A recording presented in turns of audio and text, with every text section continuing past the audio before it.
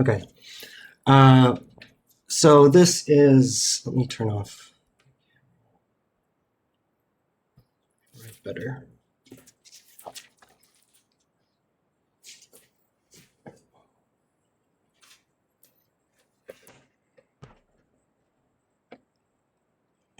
So we have three entities.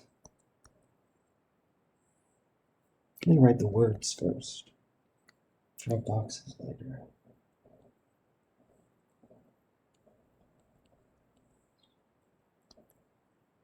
Okay, so we have an entity called employees, a purchaser relationship, and policies, entity,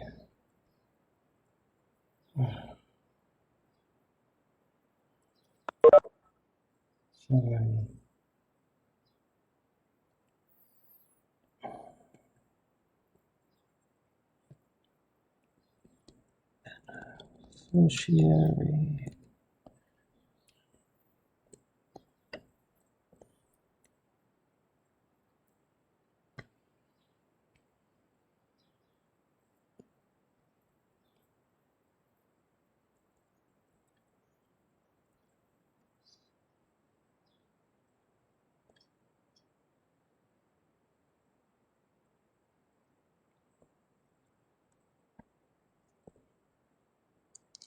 Okay, so what I'm drawing here are three entities: employees, policies, and dependents.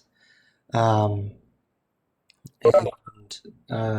they're the employees has a relationship with policies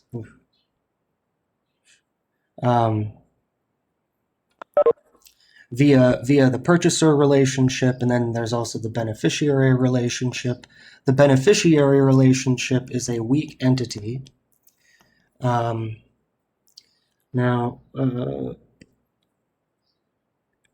entities need some type of unique thing that defines them.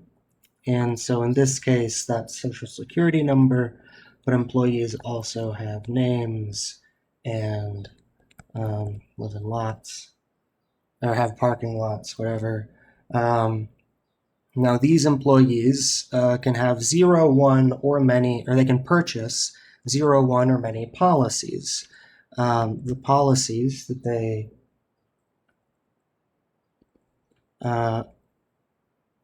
might purchase have a unique identifying number for them, and they also cost something, and that's a really bad thick arrow. And every policy has exactly one purchaser. Can't have two purchasers on one policy, and a policy can't exist without a purchaser, without an employee who had purchased it. Otherwise, it's just like a dead ghost policy. No ghost policies, so it's a thick arrow. And then beneficiaries, dependents. Dependents can have names and ages. Now, their names don't have to be unique. This doesn't have to be unique. That's why it's sort of underlined like that, because it's a weak entity. It will become unique when it gets paired with the policy ID that it depends on. So the policy ID is what will make that unique and fun. Okay, so that is the ER diagram. Oh, haven't quite done everything. Dependent must belong on dependent must have. Okay, good. So the question was, convert this into the relational model. Okay, the relational model,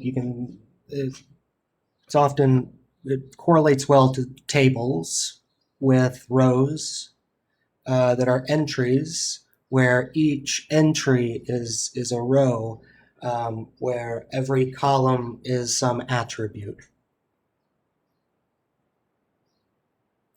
That's one mostly valid way to think about relations.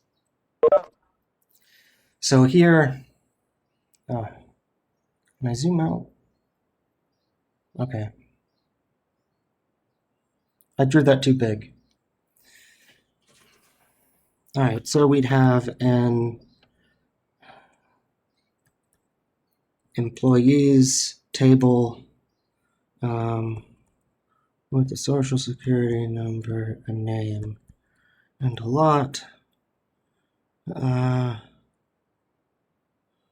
we have a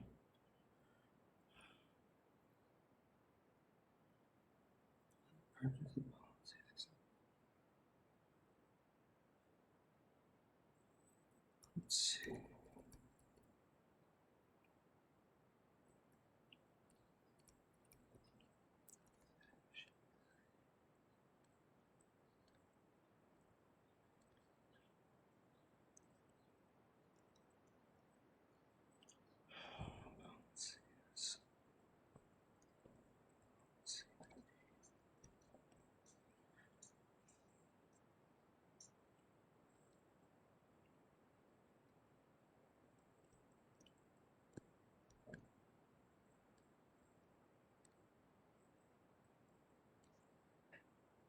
So I'm just trying to think about, as I look at this, the employees is that information has to be stored somewhere. I'll make a table for it called employees. And so at least I'll do that part.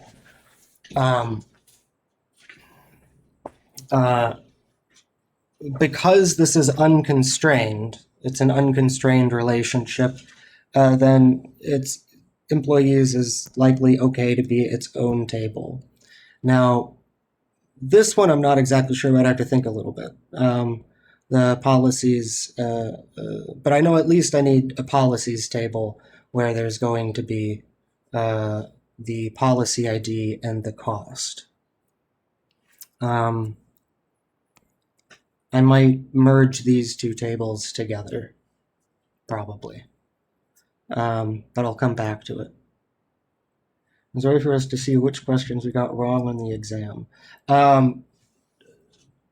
Not a universal way. So if you have a question about anything on the exam, yes, you can let us know what your question is, and we'll have like office hours or find a way to answer your questions.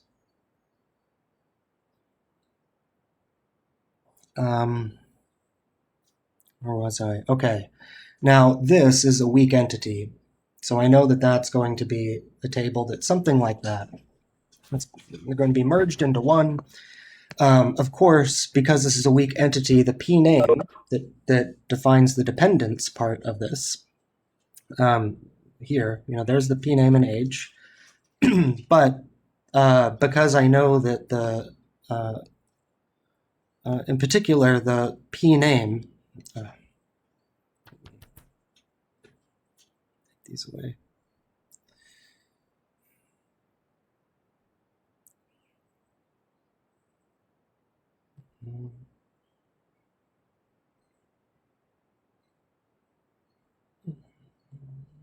Great. So I know that I need a p name, and because this is a weak entity, I'm going to be matching it with the policy ID. That's what's going to be uniquely identifying thing. You can have the same P names, and that part can repeat, but that's okay because the policy IDs will be different. And do I need another table for this? I don't think so. So I'll just make this a purchaser policies.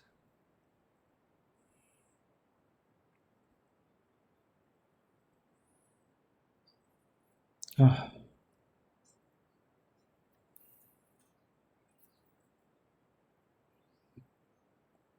Can I fake it? Purchasers, close enough. Purchasers policies. We'll have policy ID and cost. Okay, fine. So I'm happy with those tables. And now we need to key things. Employees is easy. In fact, I already did it kind of by accident. Its key is going to be the social security number. The policy ID is going to be a key here. Oh, this should probably have our social security number there. Yeah, that's definitely a composite key. Here, the public key, the social security number. So I'm thinking about this constraint here, and how that would affect this. Okay, so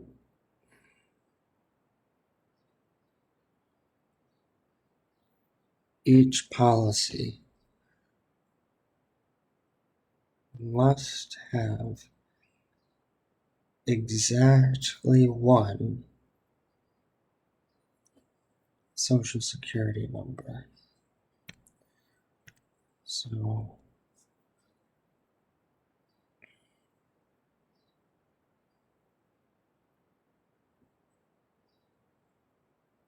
can the social security number appear with a different public ID more than once? Sure.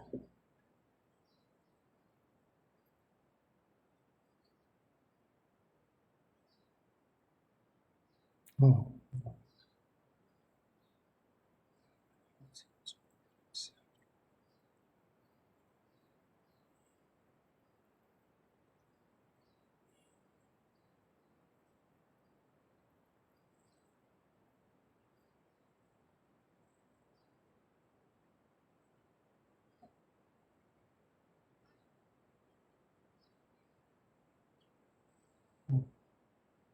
Easy. Yeah, sorry, I'm just thinking about this part. How to key these.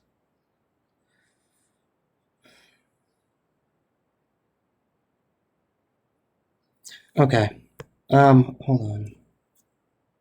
So this would be a problem if I had social security number like this, if they're disconnected, because that means that one social security number can only appear once.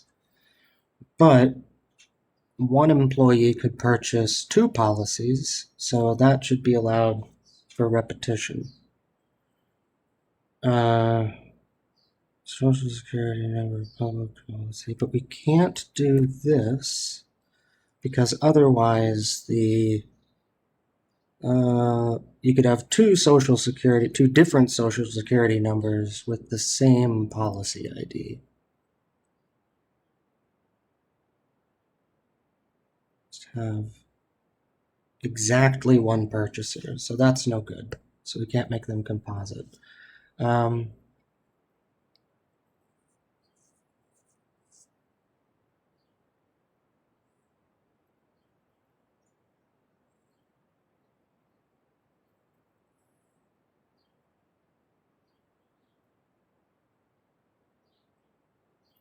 Social security numbers can appear many times.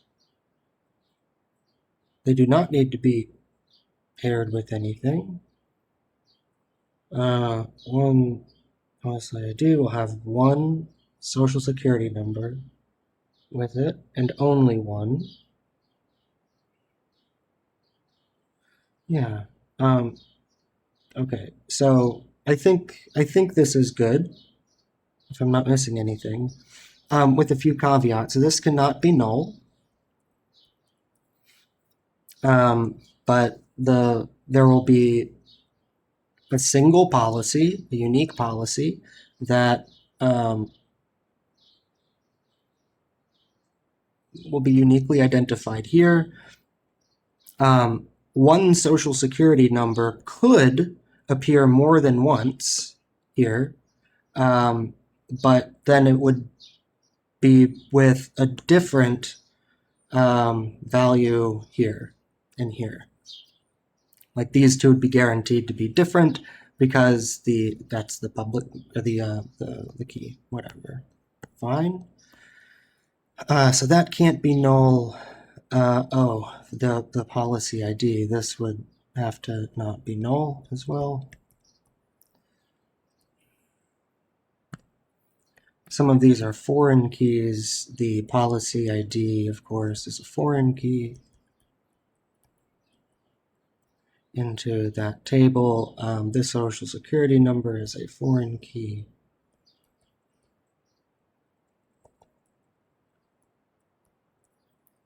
to that table.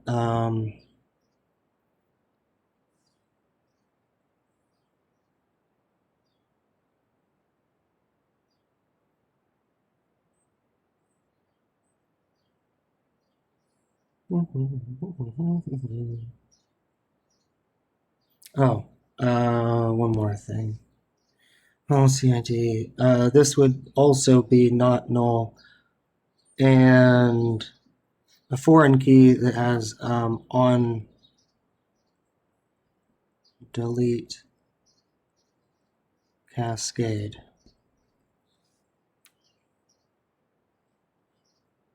Um,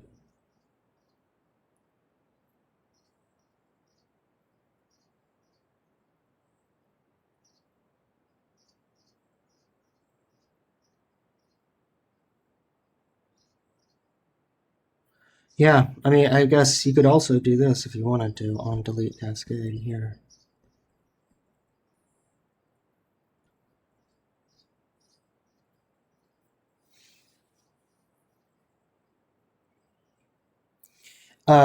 Let's see. Can I explain how I chose the key again?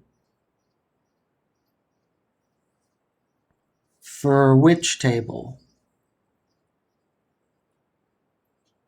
The policies table? For the beneficiary table? How did I key it? Okay.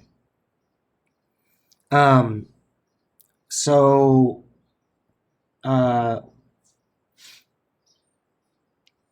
this is a compound key, uh, which means that, let me think of the things that are okay. Well, first I'll do this,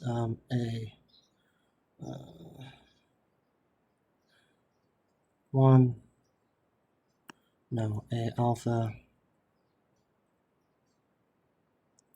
Okay, I could have,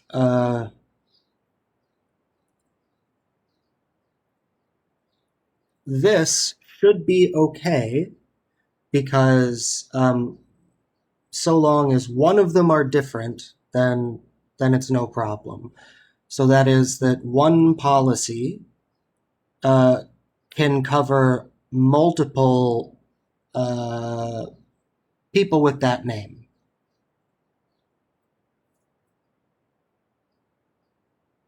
So you know that's this part here.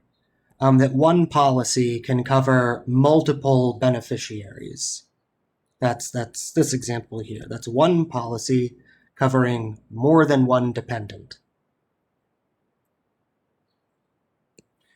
Okay, so that's okay when it's a compound key. That is that you can have repeats so long one of them is different because they're, you're looking at them like a pair, you know. Yeah. It's supposed to be a comma like that. Okay, but let's see. So that's something we want. How about the other way? If we have the same alpha, but now we change the policy ID. Let me see. I make things complicated.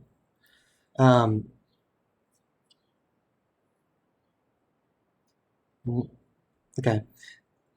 Uh, uh, Great. Yes. So then this should be okay too. That is to say, can a person with a dependent name appear on two different policies? And here, no problem. Like, yeah, the we could have two Johns, we could have 10 Johns and 50 Susans, but it's okay so long they're on different policies. So that's no problem.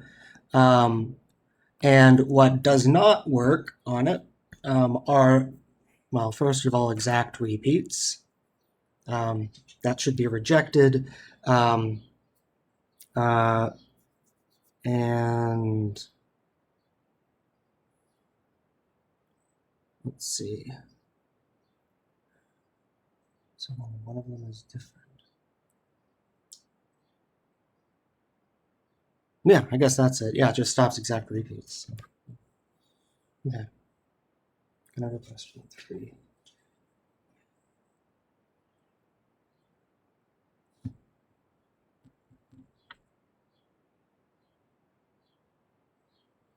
Okay.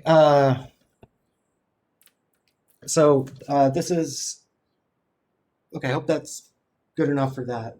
Just for the sake of time, I want to move on. I see another question about number 3 on the midterm, which is to explain a situation when using a hash function for data that can be naturally ordered would make sense. Explain a situation when using a hash function for data that can be naturally ordered would make sense. So you can use a hash function. Come on, let me.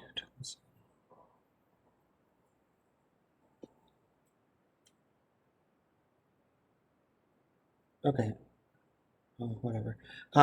You can use a hash function for things that don't have a natural order. Like that's one very good reason to use a hash function. In fact, it's one of the only things you can use. But for data that can be naturally ordered, now a B plus tree can also work. So if you can use either a B plus tree or a hash function, when would you prefer a hash function? You Any situation when you only care about equality. You don't. You're never planning on uh, uh, comparing things. Like if you're just looking for, is this equal to that, but not like, is this less than that, but just equalities, then hash functions are a lot faster than B plus trees, because B plus trees have a log n overhead for everything that they do, because they always start at the top and go to the bottom, and that, given their depth, it's log n. But a hash function, if you're just looking for equal things, then that will generally be much faster.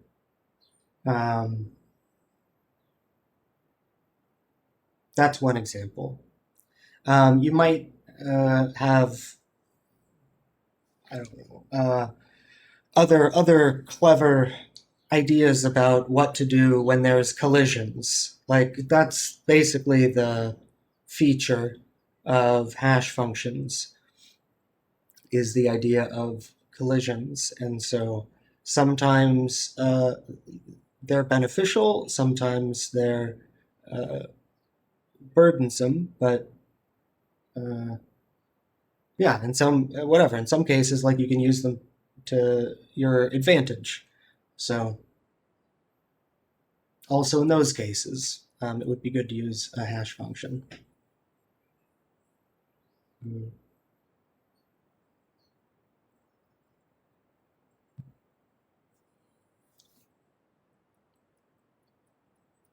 Um,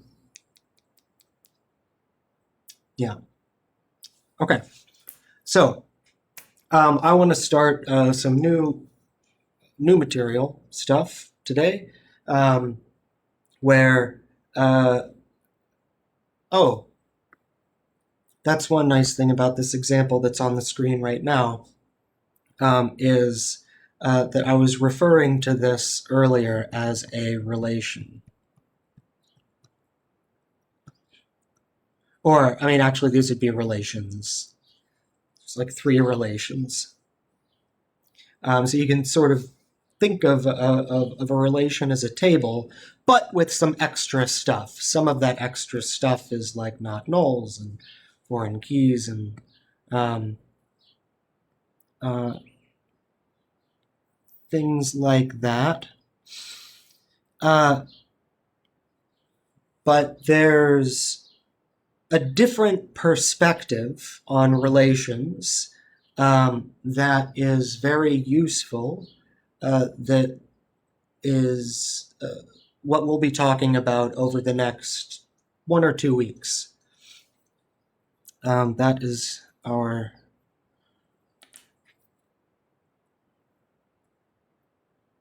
new topic. Um,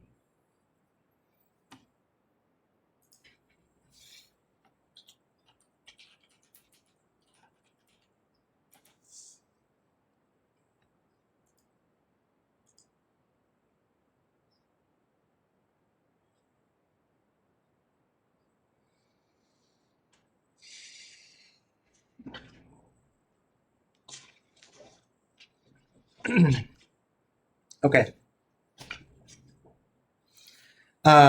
So relational algebra sounds, I think, a little bit. Uh, it's either off-putting or it sounds kind of attractive. I can't tell, but um, it's much easier than it sounds. Um, the relational part of relational algebra. This means that you're doing stuff with relations. Okay? And what are relations? Well, you can think of them as, if you like, tables, right? And so you just have a series of tables, and those are your relations, right? And they have columns and, all that stuff. Uh, okay, fine. Let me do a little bit more of this. All right. So those are relations. I'll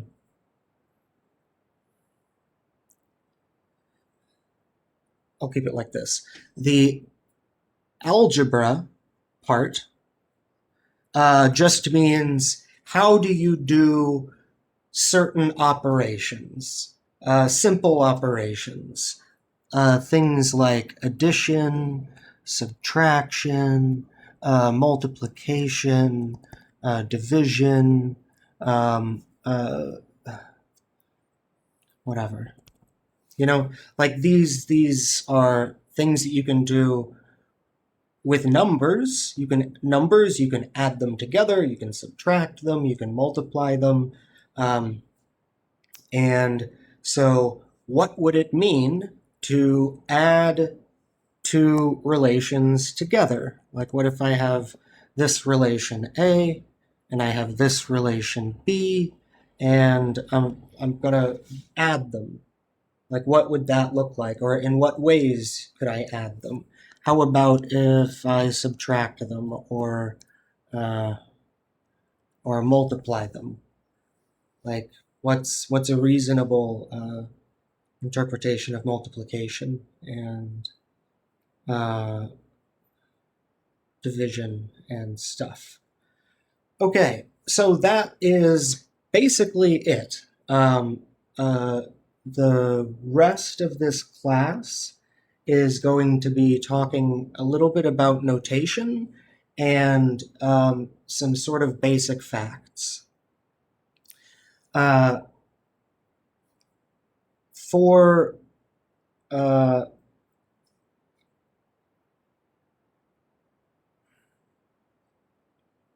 okay, let me do this. View one as tables. View two as sets.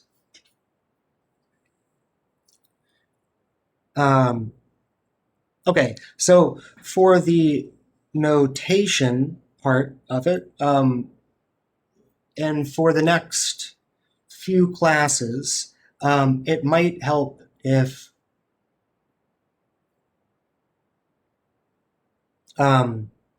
you kind of try to shift your perspective to look at the same thing but in a different way. I mean, really the same thing. Because it will make things easier, or it will be useful to you, I think.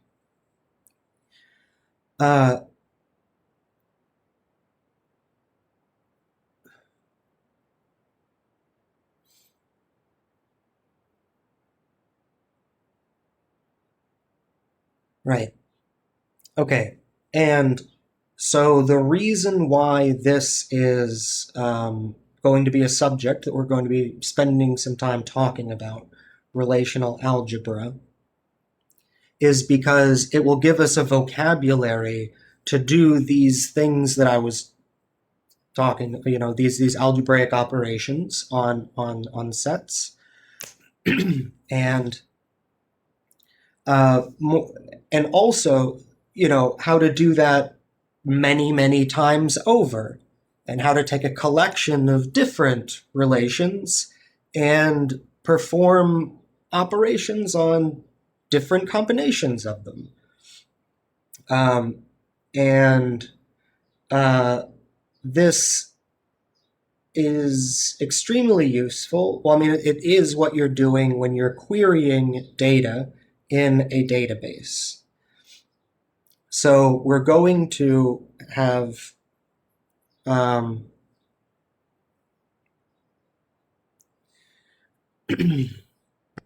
queries of the form, I don't know, find all the females who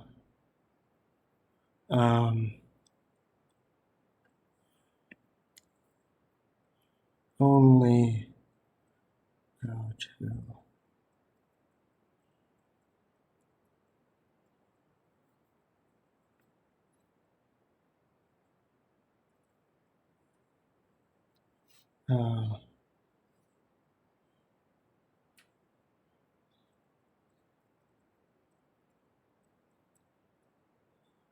whatever. I mean, find all females who go to restaurants with a quiet atmosphere. That's a query. That's a question about, you have a collection of data. You have data about people and their gender. You have data about restaurants and their names, and information about how, I don't know, what their atmosphere is like. Are they crowded, busy, whatever? So in order to satisfy this query, you have to go and get these different pieces of information and then kind of, shuffle them around to have the end result being this only these elements of the set. So this is what we're building up to.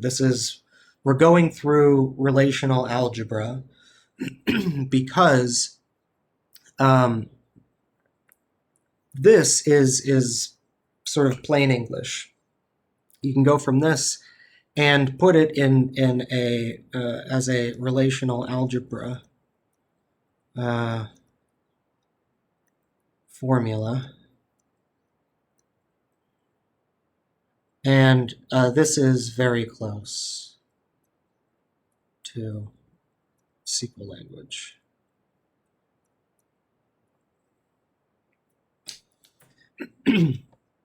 Like if you know relational algebra, the step into the grammar of SQL is very minimal. So that's why we're going to be focusing on this, and yeah, where we're going. So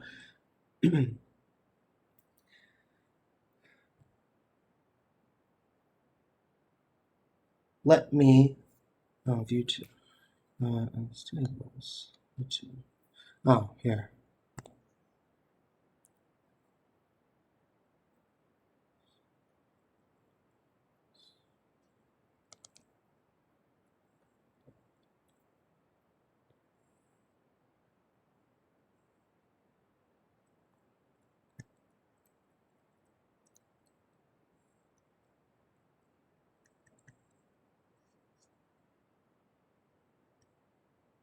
Yep.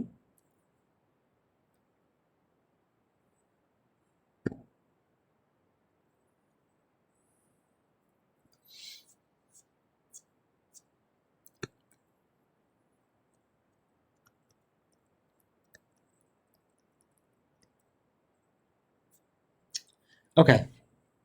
So first, just learning some notation.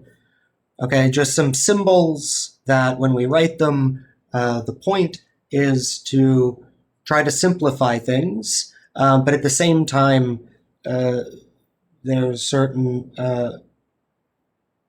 rules or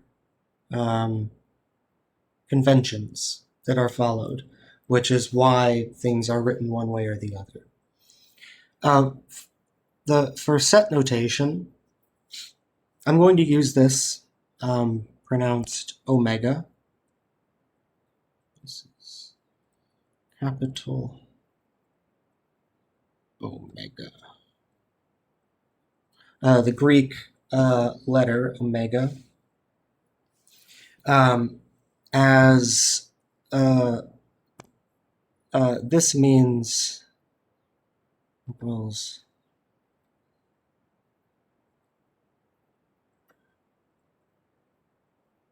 the universe. Okay, like stupid joke. Okay, so capital omega. We'll have, let's say there's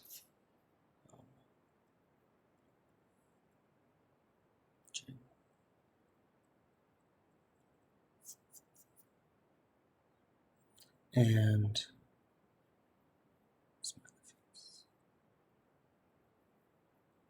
okay. Ooh, that was a nice one.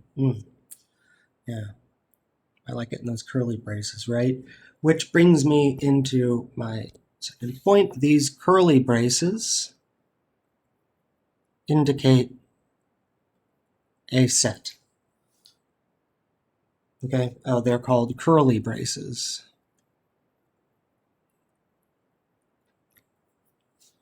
Okay, so things inside of curly braces, that's saying that this is a set of things. What are these things? They are elements.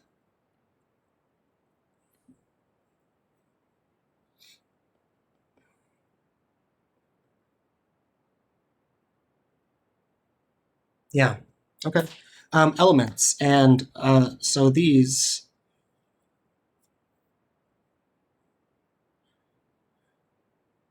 no, I really like that blue color. I should use that more. But um,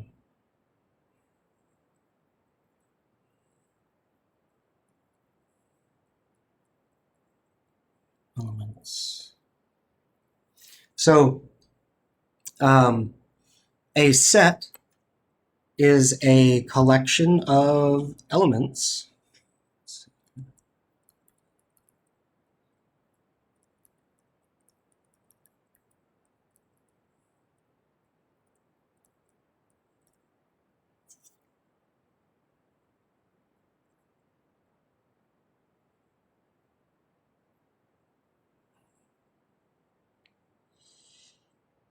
Okay, so this is it's not a very strict definition on purpose.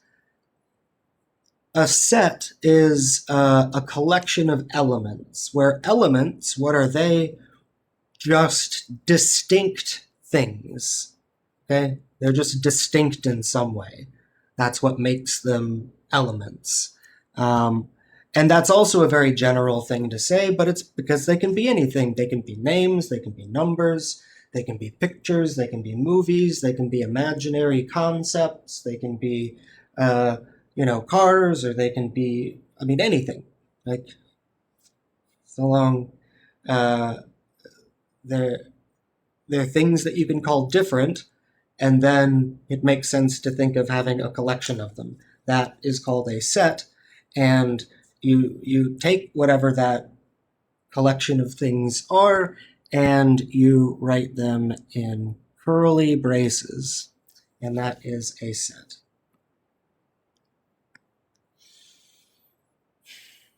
Oh, elements are separated by commas.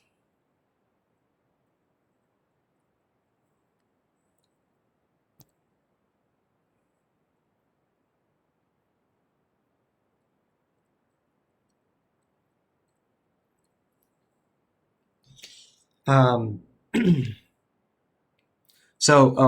that's these are commas.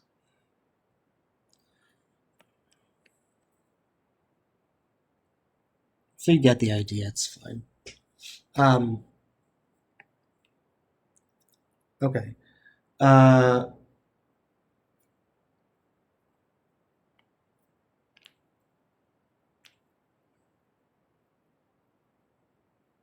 okay. Let's see. Um, a set is a collection of elements. I don't really want to number these. I feel like that. And I'm going to turn off my screen if that's okay, so I can write easier. Oh, that's better. Okay. Um,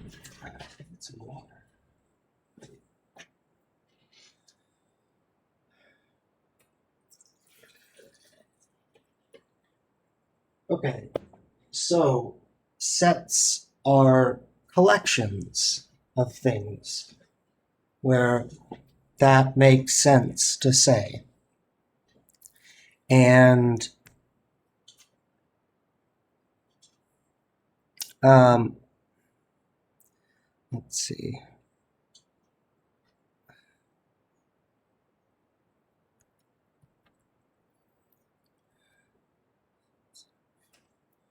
Oh, set notation. Okay.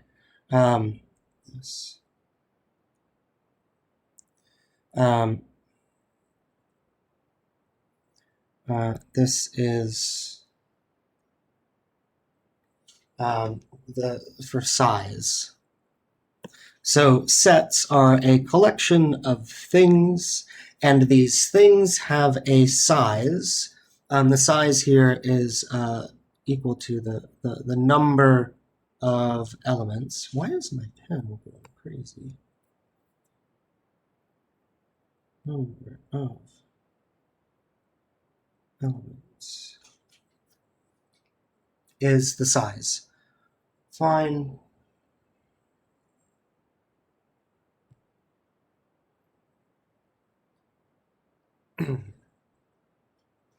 Now, let's see, what other notation is there? Yes, okay. So this will be notation, and then I'll kind of give an explanation below. If I write this, A, uh,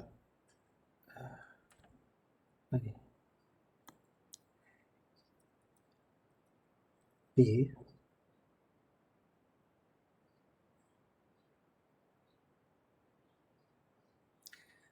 this is a is a subset of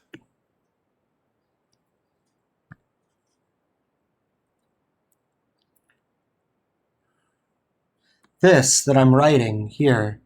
That I'm trying to make it look very much like a C because it does look like a C, different than this with an angle. This is looks more like an old school magnet or something. Okay, this is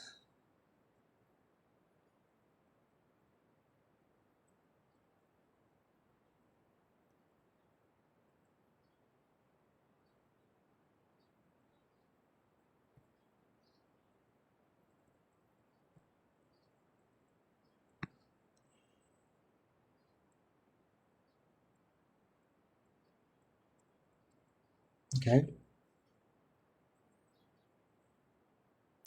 Uh,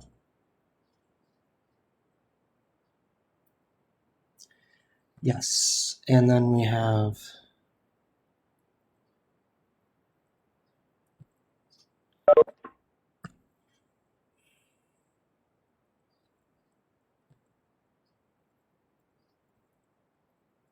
okay. So let's see.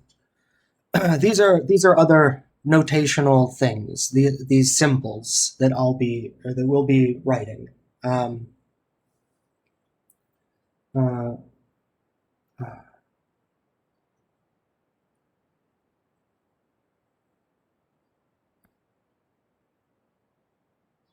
okay. Uh, Maybe I won't mention that. Fine.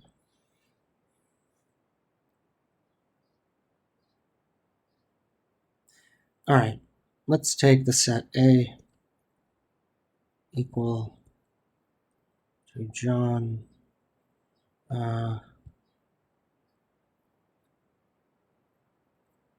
Circle B equals John.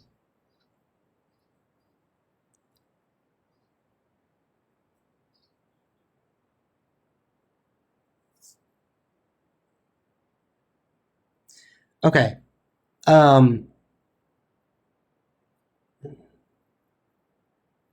Just so actually I can get some interaction and also get a little bit more background.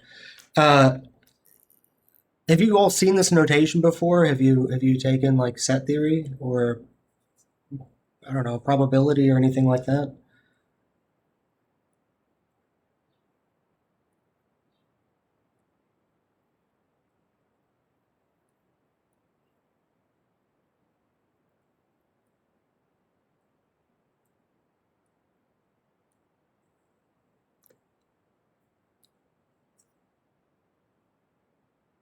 Stats classes. Okay, great, cool. Okay, um, okay, good. So we'll start from the beginning, and if you have questions, type them or better unmute yourself. And great. Okay, so there's um, let's see.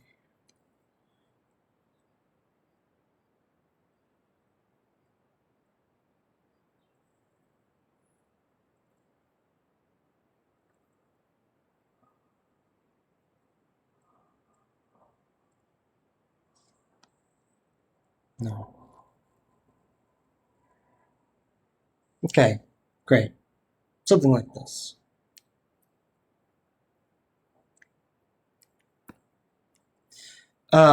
For these three sets, and by the way, now you might appreciate why I like it when I can do a good one, because generally my curly brackets just end up looking like trash. If you have a good way of doing it, let me know. Um, but just so we're clear on the notation, okay? What I'm trying to write are squiggly brackets, but um, yeah, this is not a less than symbol. That is correct. What this is the set equivalent of the less than symbol. So when you see this, you should think this. And for that, it works like that. Um, this is a new idea. So sometimes, like you've seen some of these things before, kind of, but I don't want to say any of this. Okay. Um,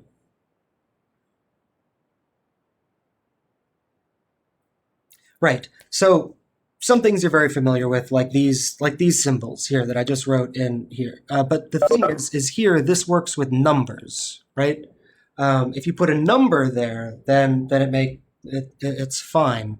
But what does it mean if you're using sets instead of numbers? And so at the time they figured, well, we'll invent a new symbol. Um, Actually, I don't know why. It seems like they very well could. Dummies.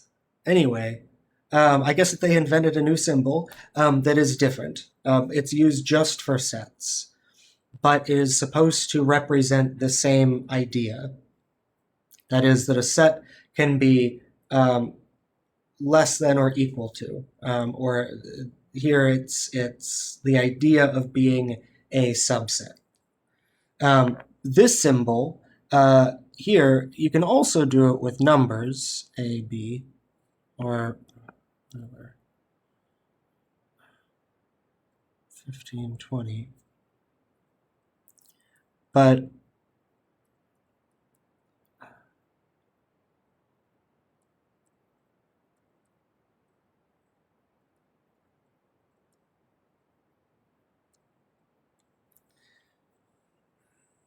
what I'm trying to say is that, yeah, this would be, um, this is supposed to look kind of meaningless. Like, what does it even mean to say that this set is less than or equal to this set? I mean, they're not even numbers. Like, what are you trying to say? And so, but people wanted that kind of operation, so they invented this being a subset of something. One way to think about sets, or about omega, is that omega is a bag, like a gigantic bag, and it's the universe, which means everything that exists is in everything that exists that matters is inside of the bag, and that's omega, and it has a bunch of elements in it that can be dots. So these are elements, and a subset might be those. That's a subset. So you have the whole set, the big bag, and then in that you can, I don't know, take a bucket and like scoop up a bunch of points, and then now you have a subset. You have a small thing of it. Um, so uh, that's what this implies. Like, are both of these out of this larger bag here? Can I construct this bag? Or can the bag on the left be entirely constructed by the bag on the right? If so, then in some ways this bag or this set is less than or maybe equal to that other set, because every single thing I have is accounted for there as well.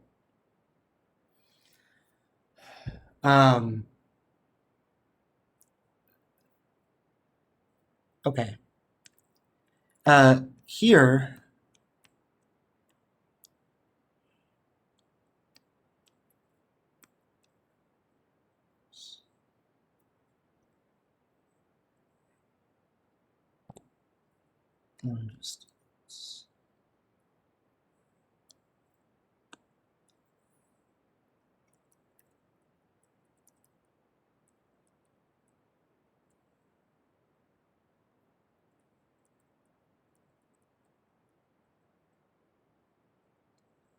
maybe that's a concise thing to say. I don't need to explain it.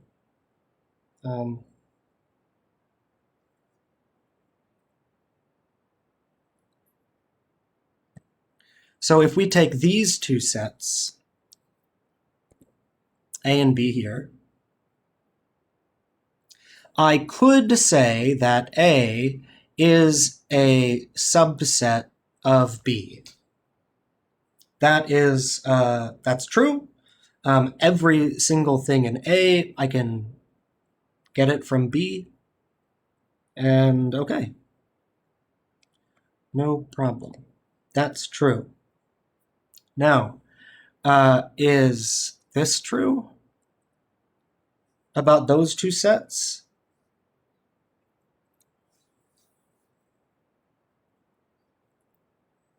This is not true because A is not strictly less than.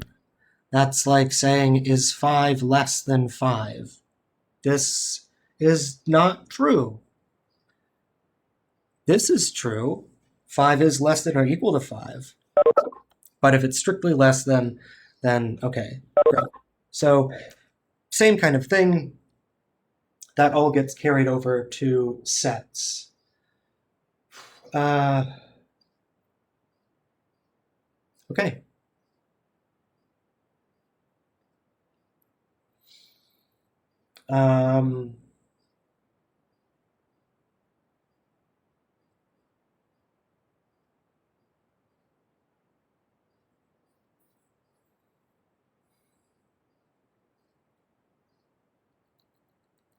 Okay. So this world, omega, this one, that is, I'll draw it different ways depending on my mood, I guess. So sometimes I'll draw it as a circle with dots, okay? And here, so for example here, A. I could also make A like this. That's 2 dots, that's John. And then here's another dot, that's a circle. Okay, and I could call that A. Like that's the world of A. It's like a bubble that A defines, and then the things floating around in that bubble are these things. Sometimes I might draw the world using a rectangle. So what I'm saying is, like, these don't matter. Like that's not a specific thing. It's a my mood thing. So, you know, for example, if I say, well, this is the world that I want to be people, then maybe I want different subsets. And so, yeah, there's still these dots. But now I'm drawing the world as a rectangle because now I want to draw sets as circles. And that's really why I'm doing it. But whatever. And I don't know. These are, people A, and then these are people B. different subsets of them. So I'll go back and forth, and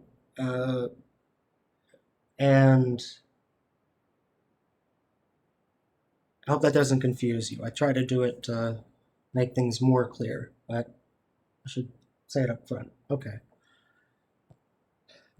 Uh, okay, so you can look at sets as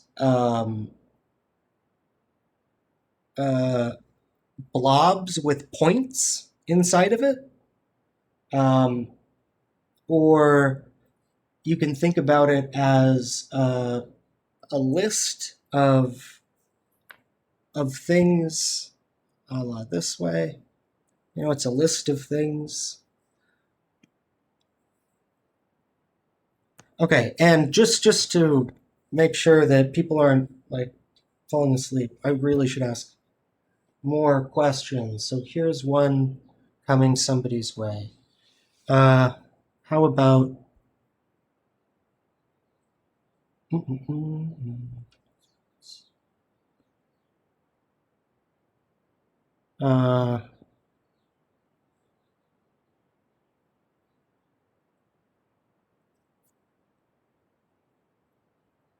how about Tracy? Tracy Ty. Hi, Professor. Hey. Um, this is supposed to be a set. I have a question for you. Are these two the same sets? Sorry, it's getting worse. Are these two the same? Yeah. Good. Okay, great. I'm not crazy. Are these two sets the same? Um, no, because there's a double of the 4. Hmm. Okay, good. So for sets, these would be considered like it doesn't matter that I mean you can repeat the thing more than once, but it's only going to count once. So um, these are considered equal, and this is considered good form. Okay. Yes, or otherwise you can just say that yes, that this wouldn't be allowed to be a set. Very good. Um, Professor? yes. Sorry, can you just repeat? So those two sets are equivalent, and like it doesn't matter if values repeat?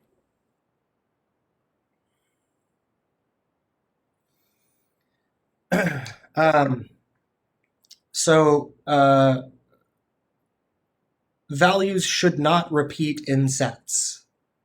I'm not sure if that is to say that um, that's because, in any case, these are the same things. That's the point. Anything that you write like this with repeats, um, they're all the same thing. They can all be reduced down to their simplest form. Now, whether or not you say that it's polite to always prefer the simplest form, or to say that that's a requirement that sets cannot have repeat elements. I don't know. It seems like that either way, um, make things go this way. And if you try to do this, it won't work. Yes, I'm hearing something. I can't tell if it's a question. Professor? Yes. Also, so then like what you drew above, like the John and the 0, and then the A and the B, are you just showing different ways of showing like omega or a set? Very good question. Yes. Okay. So, yes, she asks a very good question. Um, she says, "Am I here A and B. Am I talking about omega here? Am I talking about the big world? No. Usually, omega is a world that nobody really thinks about, except theorists, maybe. It's the world of all potential things, um, uh, such that you can talk about an element of it. Let me say this. So here, I could call this A, and A has a point, John, and a point 0, fine. But now here's B, this thing, B, that also has John and 0. Are these like two separate worlds? Or are they living in the same world? These are living in the same world here, implicitly. Yeah, sorry. So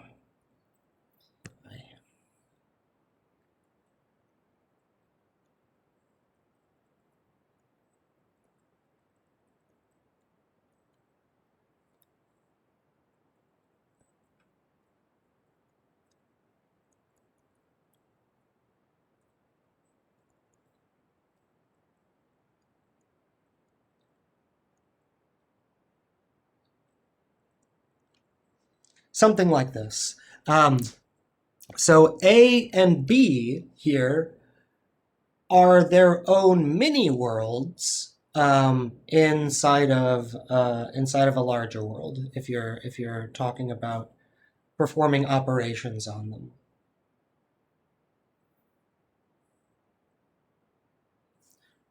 So omega is this sort of, I don't know, idea space or something. Here, these would both be things, A and B. I mean, they're just pointing to the same thing. They're two events, where they come from the world of people numbers. And in the world, it's every people number that there is. There's John 0, John 1, John 2, John 3. There's, Wen Shuo 54, Wen Shuo 89, whatever. Like all names of people in all numbers, that's omega, and that's sort of the world where A and B would be coming from, which is why you're pulling from the same sort of set. So A and B here would cover the same space in that larger world. Here, when these points, there's a lot of things that are kind of implicit here. These points are like fixed positions. And then the circles have to sort of surround them, I guess. And so here, A and B, they both want to surround the same points, and there's really no other way to do that other than this, which is why A equals B here. Now, if A is a subset of B, then if this is B, then maybe this could be A. A is a proper subset of B. That is, that A can be constituted out of things that only come from B. So it is 3:01. I don't want to keep people after, but I will continue next week with operations on sets. So how do we add, subtract, multiply these things?